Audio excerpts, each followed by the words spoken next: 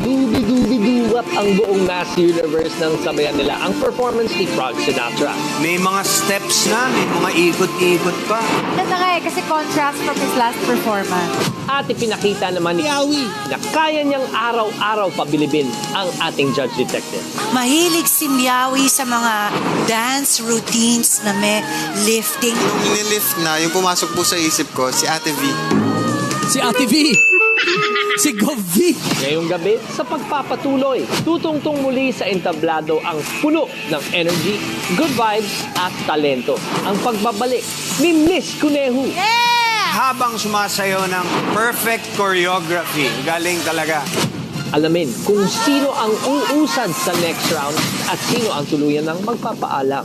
Si Nadine umiiyak yun. Bakit ka naiiyak, Nads? Hindi ko talaga alam kanina kung sino yung ma-out. So ako parang... Tutok na sa pinakamasayang mystery singing competition. Sing a